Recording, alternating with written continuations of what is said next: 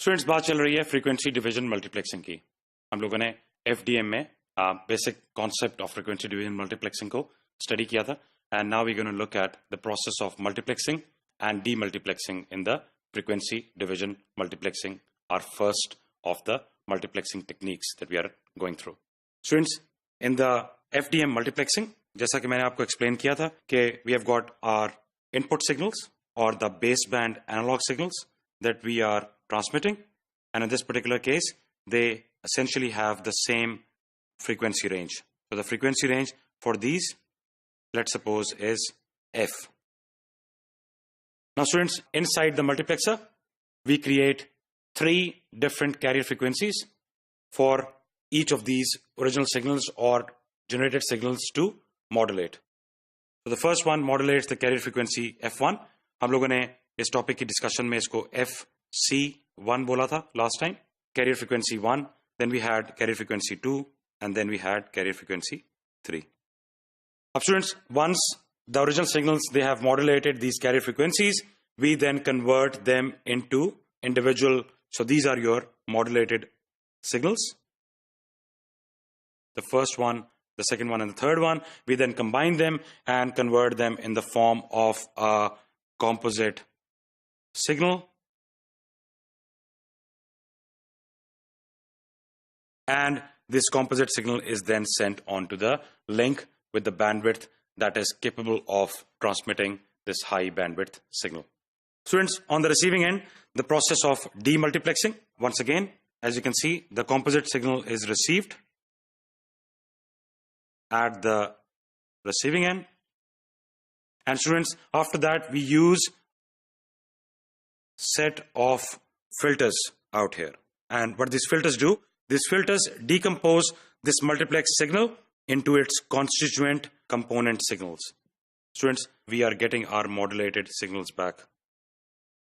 We demodulate them using the same carrier frequencies, FC1, FC2, and FC3, and then we separate them out using a demodulator to get our original signals back. Students, we'll have a look at the example. In this example, as you can see, that we have got a voice channel. A voice channel, it's going to occupy as analog channel, analog voice channel. So the bandwidth is 4 kilohertz. We need to combine 3 voice channels into a link with a bandwidth of 12 kilohertz from 20 to 32 kilohertz. So your minimum frequency is 20 kilohertz, your maximum is 32, and your bandwidth is 12 kilohertz. Students, we need to show the config using the frequency domain, and we need to assume that there are no guard bands. Now students, as shown in the figure, we have modulated each of the 3 voice channels to a different bandwidth. 0 to 4 kilohertz, voice channel, analog, the bandwidth is 4 kilohertz for each one of them. Same input frequency range, same bandwidth. We create different frequencies, and ultimately we get modulated signals that have got different frequencies. The first one is 20 to 24 kilohertz. The second one, the range of the frequency is 24 to 28 kilohertz. And the third one is 28 to 32 kilohertz. Essentially, that the bandwidth of each one of these signals, even in the modulated form, it remains the same as 4 kilohertz. So it's 4 kilohertz for the first one, 4 kilohertz for the second one, and 4 kilohertz for the third one. But we have modulated these signals onto different carrier frequencies. So this is combined, and the composite signal is then transmitted over a higher bandwidth link. On the receiving end, we have got a set of band pass filters. This band pass filters, using the same carrier frequencies, they get our modulated signals back, and the process of shifting them, demodulation, it actually gives us our voice channels back. Students, we'll look at another example. In this case, we have got 5 channels, and each has got a 100 kilohertz bandwidth. We need to multiplex these 5 channels together, and we need to find out what is the minimum bandwidth of the link if we need a guard band of 10 kilohertz between these channels.